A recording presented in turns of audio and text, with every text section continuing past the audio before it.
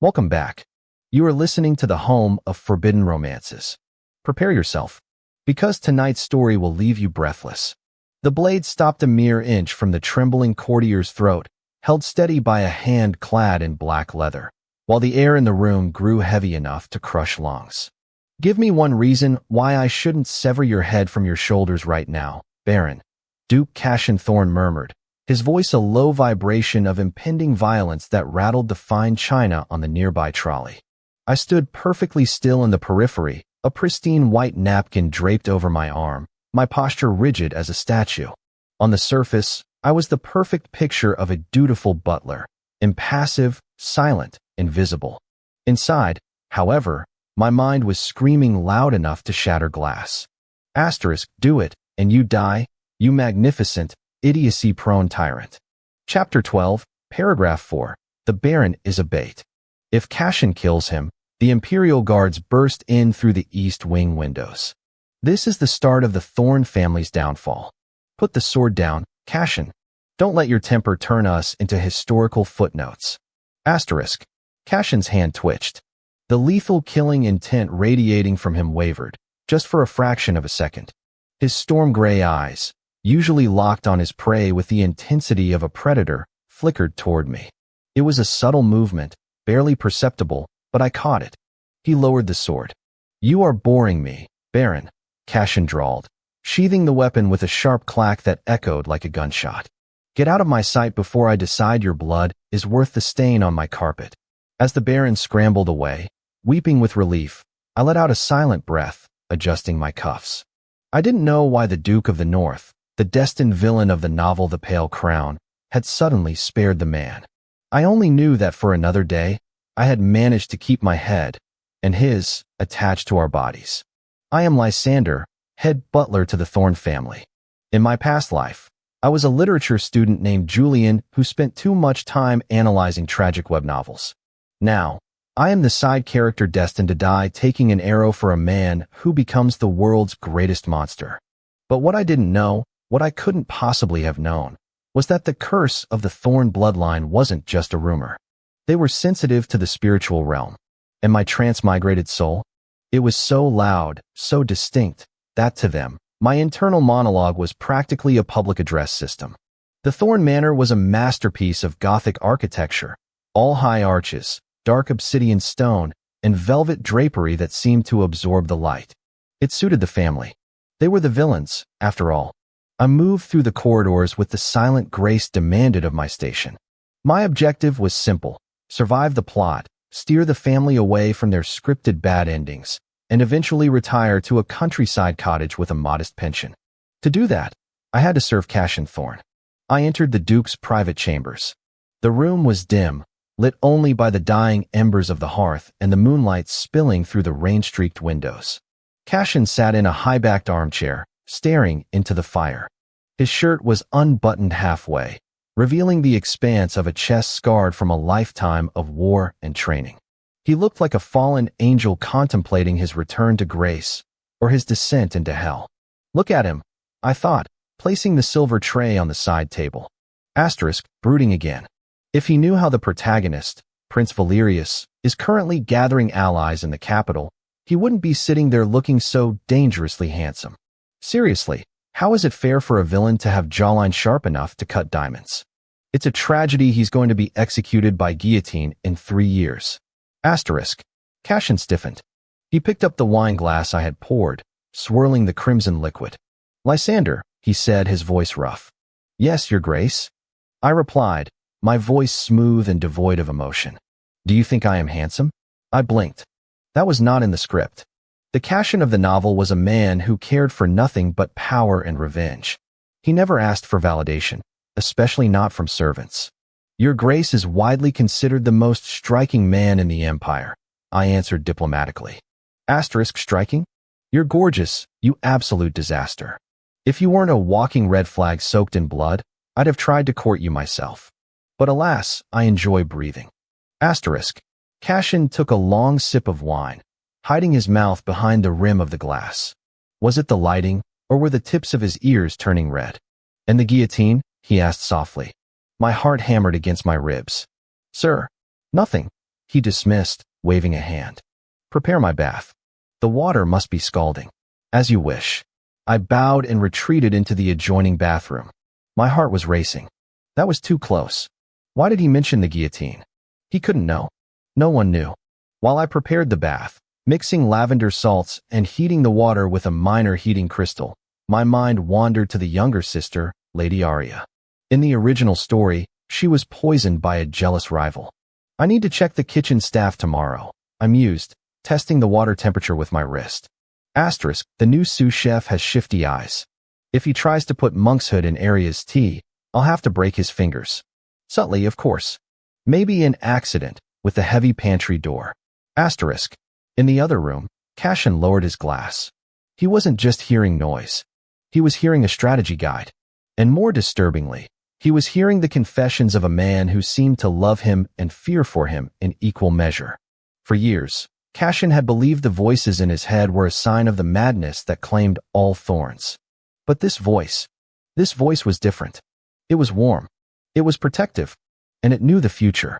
He stood up and walked to the doorway of the bathroom, leaning against the frame, watching his butler roll up his sleeves, revealing pale, slender forearms. Lysander, Cassian said, you are loyal to me, are you not? I turned, startled.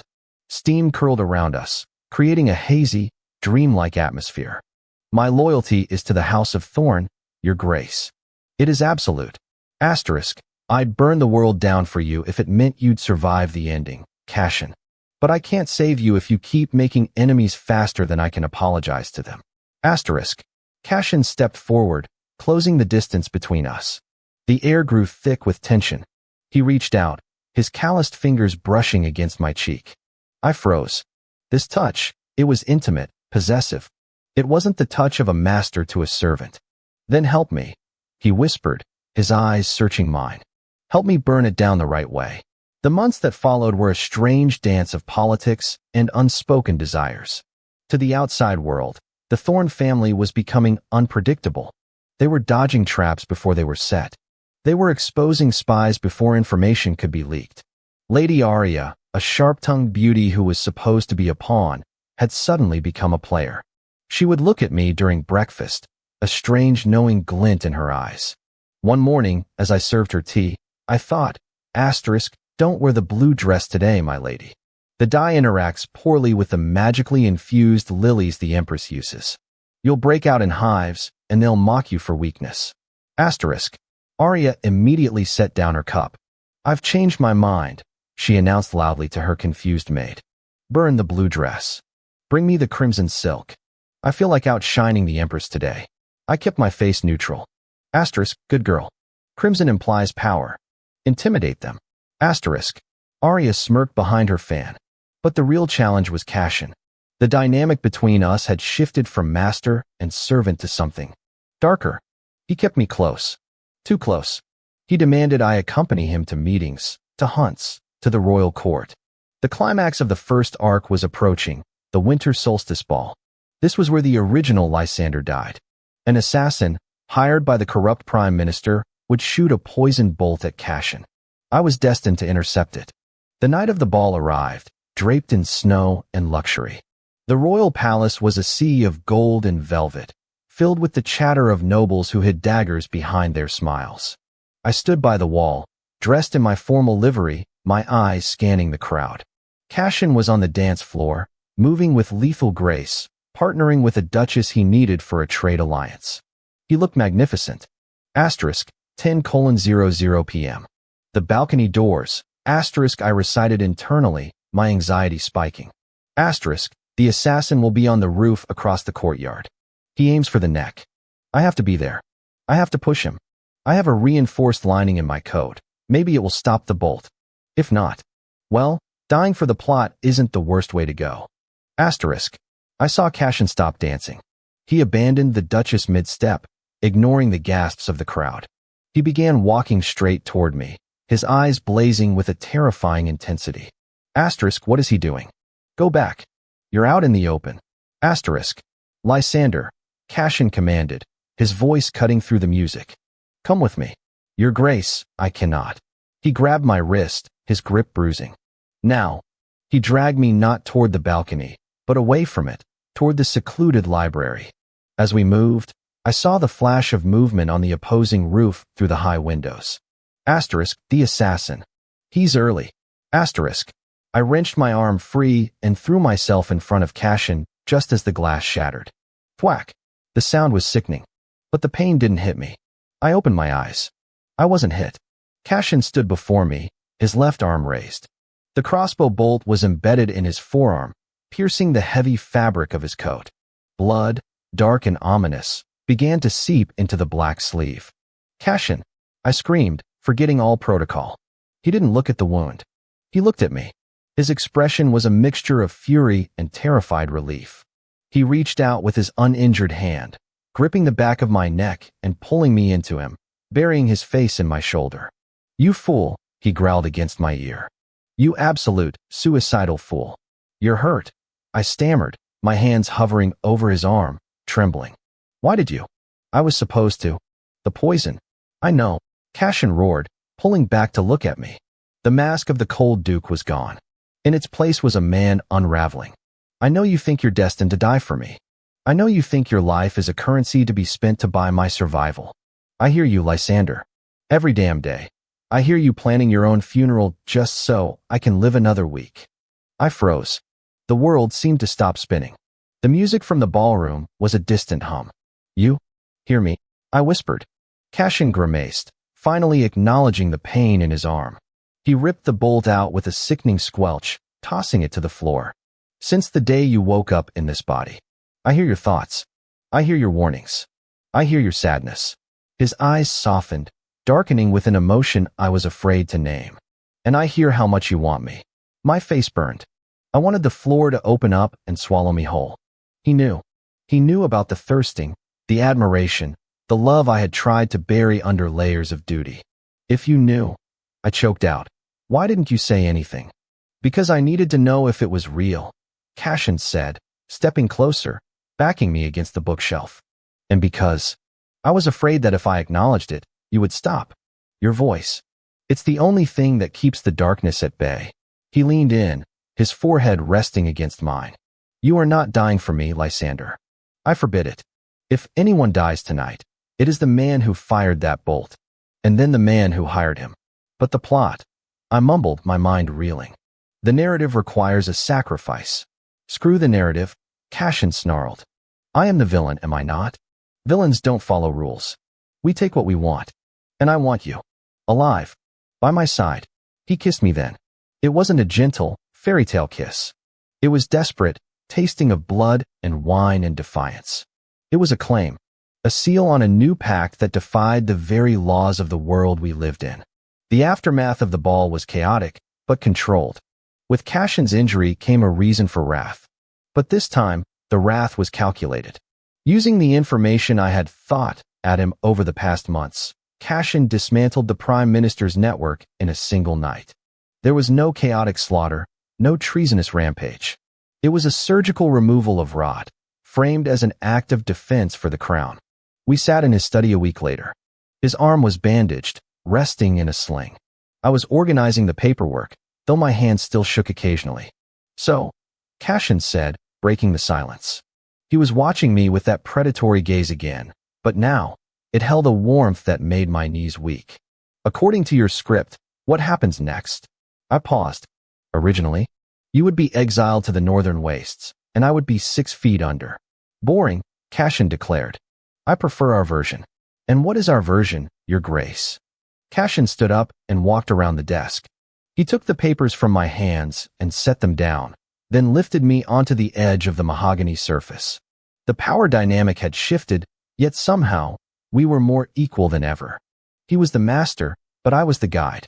Our version, he murmured, stepping between my knees, is where the villain destroys his enemies, takes the throne, or perhaps destroys it, I haven't decided, and marries the loyal butler who saved his soul.